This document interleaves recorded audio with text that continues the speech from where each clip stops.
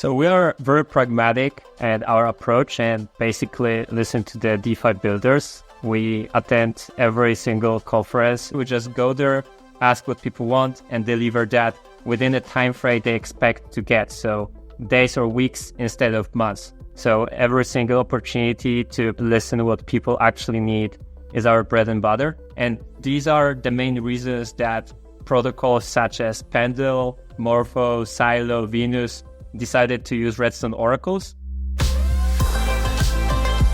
Welcome to the Edge Podcast. I'm DeFi Dad here with Nomadic from 4RC. Today's show spotlights RedStone Oracles, the leader in oracles powering LSTs and LRT DeFi. RedStone supports many of the most popular DeFi protocols in 2024, including ether.fi, Renzo, Pendle, Athena, and Morpho.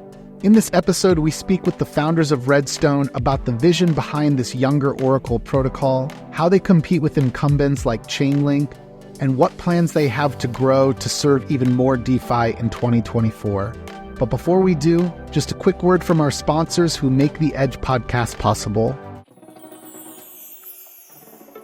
Introducing Flat Money, the first decentralized, delta-neutral FLATCOIN built on Base with sustainable yield that's completely untethered from legacy finance. Because DeFi needs an uncensorable based unit of currency.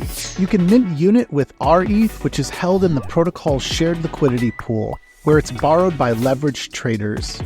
As a leveraged trader, you can deposit your margin collateral and go long on RETH. If you're trading in the perpetual futures market, you'll pay unit holders to open leverage positions. If you're holding unit, you'll earn yield from liquidations, borrow rate, and trading fees. Preserve your purchasing power and offset your exposure to crypto market volatility. Learn more at flat.money. Restaking summer is dawning, and SWELL is expanding. Harnessing the power of RSWETH, SWELL is building the Layer 2 for liquid restaking. That means native restaking yield on a chain built with Polygon's ZK EVM technology in collaboration with AltLayer, Chainlink, and EigenDA. Look out for SWELL's Layer 2 in Swell City.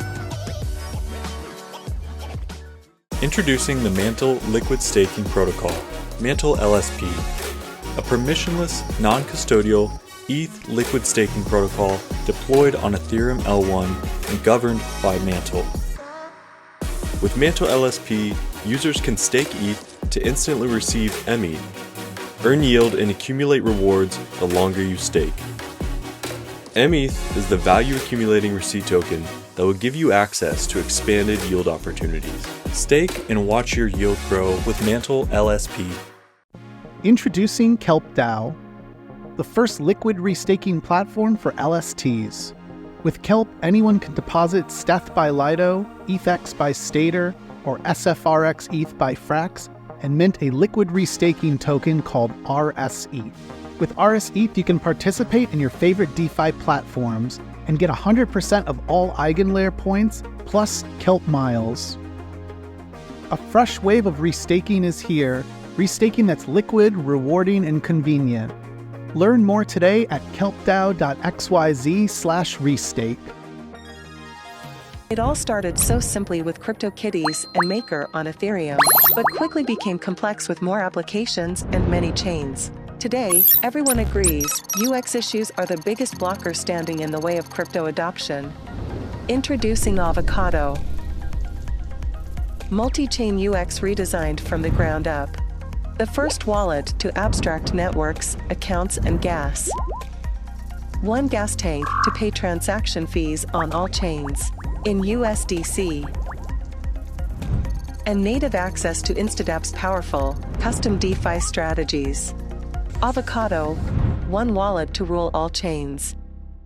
All right, let's introduce Jakub and Marcin, the founders of RedStone Oracles. Jakub and Marcin, welcome to the Edge Podcast. How are you doing? Very well. Thank you for having us. So what prompted this conversation is we were recently at ETH Denver, and Nomadic and I had been taking notice of the fact that with all of the different liquid restaking DeFi that we've been using, what's powering that is RedStone Oracles. And so it's been really a nice surprise to see a team that We've known the brand over the years, and now we're seeing the result of all of that hard work. And so when I think of RedStone, I think of, the leading Oracle system for liquid restaking DeFi. And so that's what we're going to talk here today about with Marcin and Jakub. So we're going to let you tell the rest of the story here. So would either of you be willing to kick off with just a little bit more about the background of RedStone? Like, when was RedStone founded? And I guess, like, what was the mission in getting started with it? So first of all, thanks for having us. It's a privilege to be on your podcast. A big fan of everything you've built in the space. Especially, I recall you from the DeFi summer when I was playing as a couch hedge fund manager, and obviously at that moment I was also a smart contract auditor. It's good to match the both skills, as we are seeing new food coins, some with a very elegant mechanism to rug pull users, other which are secure and safe to invest. But also what struck me then was the fact that you get hundreds of tokens being issued every week. And Chainlink was offering prices for, I don't know, maybe top 20 of them. So it gets me to the question, there must be something we can innovate in that space. There may be some structural issues. So I started to think about a new model that is more scalable. That was the late 2020. And then we came with the idea of RedStone Oracles.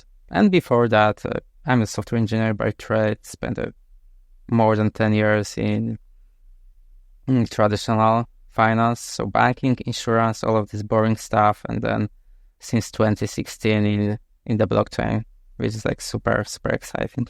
Yeah, thanks. So myself, in late 2017, I was writing my bachelor thesis about blockchain technology and Bitcoin and potential future applications. I got hooked in. I graduated quantitative methods in economics, so statistical and economical background led me to first product manager in various startups, then as a product manager in Google Cloud. And late 2020 was when my old fellow Jakub reached out to me saying, "Hey, Marcin, they want to team up to disrupt the Oracle space." And I was like, this is the adventure of the lifetime, so let's go. And then together we kick off the RedStone journey. Guys, before we talk more about RedStone, I'm thinking we should give some context around just oracles. So if you're newer to DeFi, it's a word that comes up quite a bit. It has often come up in relation to exploits. So can you just give us a high-level overview of the importance of oracles in DeFi? In my view, it's one of the most important building blocks for this DeFi puzzle. It's a core element because it's responsible for the security. So if you are using any lending protocols, like depositing some extra funds on Aave or Compound, etc., there needs to be a mechanism that can make sure that the amount you deposited is larger than the amount you are taking out of the protocol. So in other words, there needs to be a mechanism that makes the protocol solvent. An Oracle, with the ability to provide accurate pricings of whatever asset is inside the DeFi protocol, can help us to operate still trustlessly and also give us the freedom to move assets around, as we always get the access to their real market value. Guys, let's dig into RedStone. Maybe give us the high level of what you're doing and what you think is special about your approach. And then also, if you can kind of tell us, how do you begin to compete with Chainlink and then Pyth, who's made up a lot of ground recently as well? So we are very pragmatic at our approach and basically listen to the DeFi builders. We attend every single conference. Recently came back from ETH Denver. We've been to DevConnect in Istanbul, previously in DevCon in Bogota.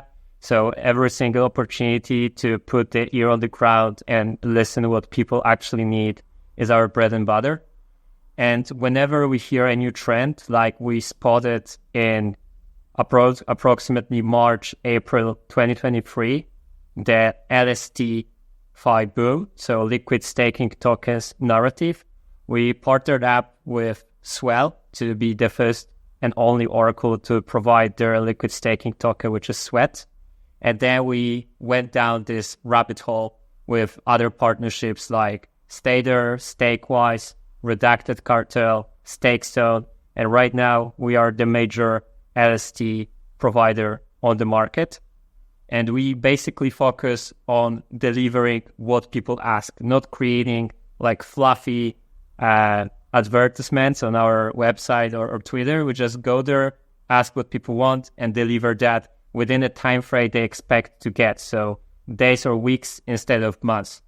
Another advantage that gives us a lot in the market is that we offer the two most popular Oracle models, which is the pull-based Oracle and the push-based Oracle.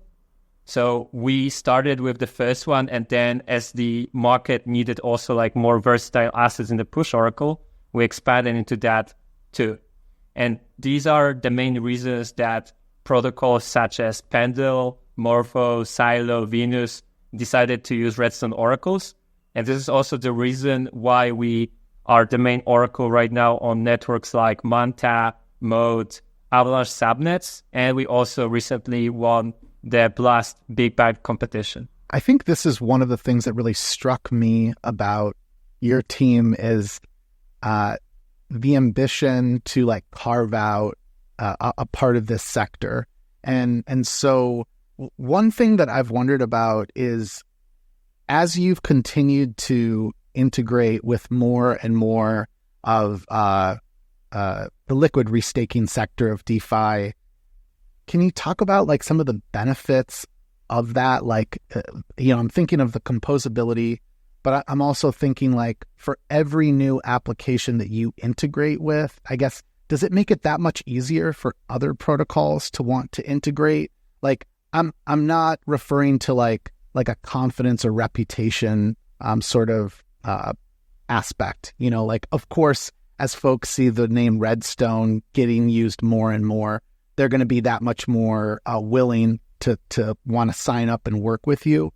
But like from like a technical standpoint or maybe a composability standpoint, what sort of benefits are there as RedStone continues to like proliferate, working with as many teams as you do? I think technically, if you are looking at the LST space from that angle, it's a very interesting type of assets. It's a different kind of animal if you compare it to other tokens like BTC or ETH, which is like very often traded, as LSTs are supposed to be pegged to the basic underlying token, which is mostly Ethereum, and they are designed to be a store of value rather than the speculative asset. So a lot of methodologies used to discover the price of an asset so far, which are based on the trading volumes, etc., didn't work well for LSTs.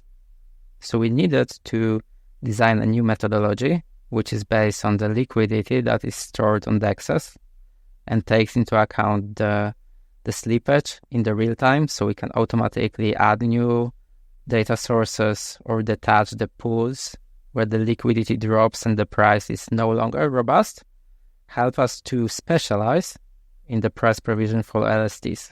So the knowledge of preparing a price discovery mechanism for the first project help us with the second one, etc., and we believe that we already get a good knowledge and experience like how to offer a stable and secure pricing mechanism for LSTs. I want to quickly go back to something Marcin said. You mentioned two terms. You mentioned push and pull oracles. Hoping that maybe one of you can just, at a very high level, as non-technical as possible, just explain briefly what those two are. The push model is the first original model that was introduced by Chainlink. And if you need a price on-chain in a protocol, there is an external service that is pushing the update on-chain on certain conditions, like every few hours or when the price deviates from the one that is already on-chain by a certain percentage, etc. So you get this magical external helper that is pushing the price regardless if it's going to be used or not used. So it's always available on chain, but also so it's very convenient for protocols to use it. The price is always on chain, but you need to pay for pushing that actively, and you need to pay the same price if the data is being used actively or not. And obviously you cannot push it every block, so there is always some delay or some deviation from the outside world. In the pool model, there's a different assumption, like everyone can bring the price only when that's necessary, so the data is being injected on chain together with a user transaction. There are like a small technical differences, but basically when you need a price, you just need to take it and then verify it on chain and consume it. But obviously, it's got some advantage, like the price is more up to date, it's more accurate, by the process of using that together with user transaction, sometimes it's a bit more complex. So it's harder for protocols to switch to the new model, to integrate, etc. Got it. I appreciate that. I think I'm also kind of just curious about where RedStone is. Like, I'm not sure how big of a net you're casting throughout all the different, I guess, L1s, L2s, Ethereum. Where are you primarily focused right now? Is it mostly Ethereum and L2s, or like how far out have you deployed RedStone? So the RedStone core, the pool model, is natively compatible with any EVM network. So it's compatible with Ethereum, it's compatible with Arbitrum, Optimus, ZK Sync. Also in the future, L3s and Force, as you are going to keep like the stack going up. Therefore, we are also a fantastic partner for rollup as a service providers, such as Caldera, Gelato, Conduit, Outlayer. So whenever a new rollup pops up and it's an EVM compatible one, we can very quickly make our pool model available over there because we are not dependent on any bridging or other service. It's natively EVM compatible. So EVM is our bread and butter. With the push model of ours, RedStone Classic, it depends where people need us. And apparently, Chainlink in the past months became a bit slower to deploy to these networks. Therefore, we are the main oracle, as I mentioned, on MANTLE, Blast Mode, soon to deploy to the all L2s on top of Bitcoin, like Merlin Chain, B Squared, Bob, Botanix. And basically, we want to be very nimble and support all of the new ecosystems that are popping up in the DeFi space. Yeah, I feel like from what I've known firsthand, watching you work with, teams like Term Finance, there was EtherFi, among some of the others that you've mentioned. I want to call out the fact that there are some interesting differences in the tech, but I also just recognize there is that nimbleness that you called out, and we needed more Oracle providers in the space. And, honestly, Pith surprised me. Pith was not a team that I was tracking closely until they just became that much bigger. And so I think the DeFi space, like really everything, benefits from that much more competition. And again, you've now carved out this sort of brand or reputation as the nimble Oracle protocol, the folks that are working with the bleeding edge of LRTs and lots of L2 DeFi. That said, then, I'm curious, like with the lead that you've created within like the liquid restaking sector, how are you thinking to capitalize on that? Like, how do you use that, advantage that you've created to grow more?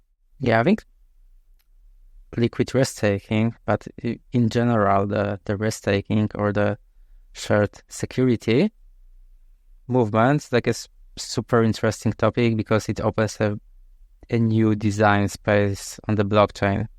So it gives new tools, new possibilities. Something that we are actively pursuing right now is the ability to create, let's say, an own consensus model within the space of restaking. It's all often goes by the acronym AVS. So a dedicated validation service that could be used to basically give you an extra power of performing some computation, borrowing the security from the restaking, but also running and having access to all of the network of operators. So translating that to the, let's say, an example, how it could be utilized by an oracle like RedStone. So the oracles you mentioned usually gets their own networks, like Chainlink is running their own off-chain reporting network. They've obviously utilized Solana heavily, but the restaking and AVSs with the operator networks give us this amazing environment to borrow the security and use it to aggregate the information about prices, but also aggregate the signatures. And in that way, we can make the consumption of data published by RedStone nodes even cheaper and more accessible. So while we're on the topic of security, it is a top priority, I would imagine, for any Oracle protocol. What can you share about how RedStone approaches security? I'm curious also, like, will RedStone ever look to basically draw upon the security of EigenLayer once it's fully up and running? Yeah, you are absolutely right. Security is king in the business, and we are trying to do absolutely our best to offer robust and stable prices to the customers. Obviously, we utilize multiple sources. We got different redundancy mechanisms. We got a network of data providers, but there is like a question like, how can you make sure that the data providers are acting as they are supposed to be? So they are like providing you the correct prices. Like, what's the incentives for them? What's the carrot? What's the stick? And how can you basically punish them for not doing the job as they promised to? So the common mechanism is with the token incentives. So we need to have like a collateral, and in case you are just running naughty and providing incorrect prices, then you are risking to be slashed. But obviously, another question is like, what's the total value on stake? What's the market cap of a newcomer like RedStone compared to the incumbents like Chainlink, which is a great project, and they managed to already build a strong capital into their market cap and therefore a very strong security mechanism. So the possibility that's currently open with restaking is the fact that you can flexibly manage the security level. So for the new projects like RedStone, you can borrow security from all of the stakers. So all of the LRT tokens can contribute to RedStone security at the beginning. And when we grow and when we start increasing the value of our internal tokens, then we can rebalance that, because the AVS and the EigenLayer restaking allow a double token model when the security could be derived from the internal tokens of the protocols, but also borrowed from all of the restakers. So it's like an amazing launchpad for the new projects to pair with the existing and major protocols. Maverick Protocol provides innovative liquidity solutions for token projects to customize, automate, and incentivize their liquidity with the highest efficiency in DeFi, all powered by Maverick AMM. Why has Maverick become the first choice for all kinds of token projects, from stablecoins to LRTs? As the first dynamic distribution AMM, Maverick AMM provides automated liquidity movement modes which move your liquidity to follow price, keeping it where it does the most good. This enables Maverick-powered pools to process higher volume with lower TVL requirements, and means that Maverick supports the highest capital efficiency for LRTs like WEETH. Maverick AMM also supports non-uniform liquidity distributions, making it easy to concentrate liquidity in shapes that fit each project's individual needs. Finally, Maverick boosted positions maximize incentive efficiency for protocols looking to bootstrap their token liquidity to precise strategic areas of a liquidity pool. Token communities like Lido, Aave, Swell, EtherFi, and KELP DAO have been bootstrapping TVL and maintaining PEG using Maverick tools. Ready to build liquidity with maximal efficiency? Go to app.mav.xyz/The Edge Podcast today. Guys, a few months back, I learned a new term that I'd never heard about, and it was this Oracle Extractable Value, OEV. Kind of became a hot topic when UMA launched Oval. I would love if you guys can break down for us what is OEV and maybe how is RedStone thinking about it. I think that most of the customers of Oracles currently are the lending protocols. And from time to time, they need to liquidate part of their position. For example, if the value of the collateral drops below a safe level. So in a scenario when ETH is dumping and the value of collateral is dropping, then there is opportunity for liquidators to come in and help to remove the collateral from the protocol, helping the solvency of the protocol, but also to incentivize the liquidators that are capable to take some bonus, some benefit as a percentage of the liquidated collateral. And it's a very lucrative business. So last year it was more than 150 millions generated through liquidation bonuses. And usually the first to get the reward. So if the price is moving very rapidly and there is opportunity for liquidations, all of the liquidation bots are competing for the block space, therefore paying a lot to MEV bots, a lot of gas fees, etc., to be the first one to execute liquidation. And OEV is a concept to move the value accrual from the MEV bots and block builders to the hands of protocols and oracles. And it was like super interesting idea by UMA. It's great that they opened this new discussion, like how could it be implemented? We are not certain that's the best way to do it right now because UMA was piggybacking off Chainlink prices, and I'm not sure if Chainlink or the lending protocols were like super happy about it. But also it was like a very well explained possibility for the fact that you can utilize the data that is held by oracles to create that value.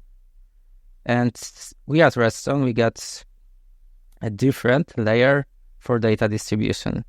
So we can make the data accessible really quickly to all of the potential solvers in a mechanism very similar to, for example, CowSwap. So they can propose a solution, etc., without introducing like any unnecessary delay. So that's our goal, and we'll be like prototyping that soon with the partnering lending protocols. Guys, we'll probably begin to wrap up soon, but I've got to ask one question. I'm imagining as a listener hearing about RedStone, learning about oracles, they've got to be wondering, like, why do I choose this over Chainlink? So if I were a protocol, considering integrating, and obviously you don't have a whole lot of other context there, but like, what's somewhat of the elevator pitch there around like why I might choose RedStone over Chainlink? So Chainlink was one of the major building block of DeFi summer back in 2020 and delivered a lot of good for the whole ecosystem. But as the company grew bigger, right now they are definitely slower to innovate and pick up the new narratives. So if you're a builder of a DeFi protocol, what excites you the most in 2024 is probably liquid restaking or alternative layer 1s or L2s, rollup as a service, or maybe Ethereum, which also offers very interesting model and yield. So we partner with all the upcoming players because we have way quicker speed of execution. It's in terms of, again, days and weeks instead of months. Second thing is Chainlink right now is very actively pursuing the bridging strategy with their CCIP product.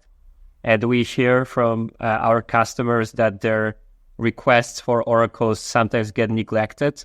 And we are very happy to support them in their journey of expansion.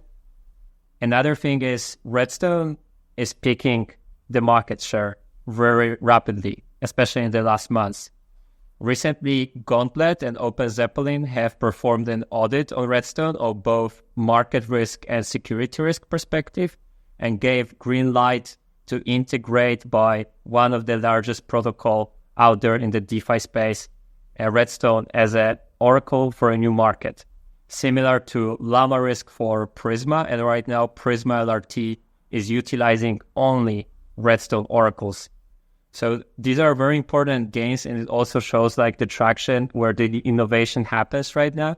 And we want to keep this nimbleness, but for sure not giving up on security, because Jakub, as ex-Open Zeppelin smart contract auditor, he keeps a very tough hand on all the security aspects whenever we want to, expand in the market. Guys, I just want to also bring up Pyth here as well. So another Oracle provider, they leverage Wormhole for their cross-chain functionality.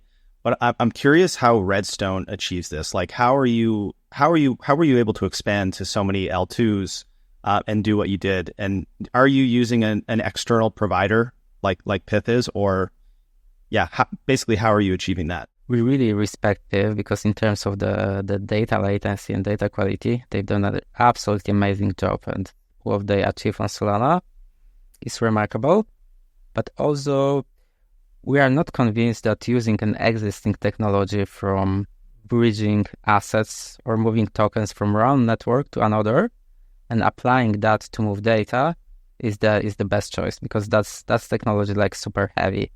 And when we were running benchmarks, I think it's just expensive to take the Wormhole bridge, which is an amazing technology, but for moving assets, and apply it to moving like small data pieces, sometimes it's too expensive. So what we've done, we've developed our own technology for a super lightweight verification of data. It just was like amazing, let's say, puzzles for us. So we got 10 developers in the teams, and we're like trying to skip every extra unit of gas, just never getting out of the cold data, manually shifting bits so we can be as cheap as possible, because we believe that in the long term, that's what matters. I think all of the L2 protocols is really looking for efficiency, and if you can save even a tiny piece of their codes, that's going to help. Guys, one thing I wanted to ask is, we've kind of seen you be early to this LST wave and then early to the LRT wave as well. I would love to ask kind of what's the next trend you're seeing forming, or what are you getting excited about in the space right now? One of the things we have to go into more details, probably in the next weeks also, is utilizing of restaking for oracles. So from the three players we mentioned, Chainlink, Pyth, and RedStone, we are the only one really positioned to tap into the restaking shared security and utilize all of that ETH. I think right now it's like $10 billion to protect our oracle and validate data feeds. And this is massive over a long period. I wouldn't say it's going to happen overnight, because these are very delicate pieces, but over a longer period, it will give us like an unfair advantage. Another thing I want to mention is the boom of Ethena. Like, the guys got almost $1 billion in TVL over, 3, 4, maybe 7 weeks. And we are the main oracle for their both products, USDE and SUSDE. And now, very important thing, not only on Ethereum you can use that, but we also deliver it already on MANTLE, which is an L2. But also we are going to bring it to other ecosystems. And maybe to close with one of the ideas I cannot tease fully, we are partnering with one of the major L2 right now to create a unique utilization of RedStone as the oracle for their specific ecosystem. I cannot tell you which one it is and what it does, but within the next 1 or 2 months, expect something big from us. Guys, I think this is a great place for us to start to wrap up. So I want to remind our listeners that they should learn about RedStone by going to redstone.finance. They should follow RedStone_DeFi on Twitter for updates on RedStone. They can follow Marcin's Twitter handle. We'll put that into our show notes. It's just his first and then underscore, part of his last name, 13. And then we've got Kuba_ETH for Jakub. So again, you can find that all in our show notes so you can easily reference it. Guys, thanks so much for going into the weeds on really something that I'll admit I am no expert in oracles, but I benefit from using them, with all of the DeFi that we use daily. That said, what would be your recommendation for folks that want to get involved with RedStone or possibly integrate with RedStone Oracles? So one closing thought that we haven't mentioned that much is also we work very closely with ether.fi, and we are cooking in the books like a special integration with them, so be on the lookout. And also in 2024, most likely, we will be planning to launch our RedStone token. There is no concrete date, and we are thinking about incentivizing the projects that are actively using RedStone Oracles, but we of course cannot confirm any speculation on airdrop because it's a sensitive topic, but we have some plans to replicate the common ground on the market. If you want to get into the weeds of RedStone, we are launching right now Season 1 of the RedStone Expedition. If you go to our website, on the top tab, you can go to Expedition and see what tasks and activities you can perform. For the involved community members, we have the whole RedStone Miners Ambassador Program, so you can become a RedStone miner. And there are going to be tons of incentives for users of the dApps that are utilizing RedStone Oracles on many of the networks. Last but not least, you can always be on the lookout of the Red Vests and Red Swag, because on conferences we give out pretty interesting merch. DeFi Dad and Nomadic at ETH got from me not only socks and napkin for the glasses, but also underwear. So we try to be creative with the swag as well, because we know this is how DeFi ecosystem rolls. And every time I transact with LRTs, I wear that RedStone underwear, to feel more secure. Guys, thanks so much. This was fantastic. Thanks everyone for tuning in. If you're a talented founder or developer, please consider reaching out to our team at fourthrevolution.capital. And for future episodes of the Edge podcast, please check out our link tree at edge_pod.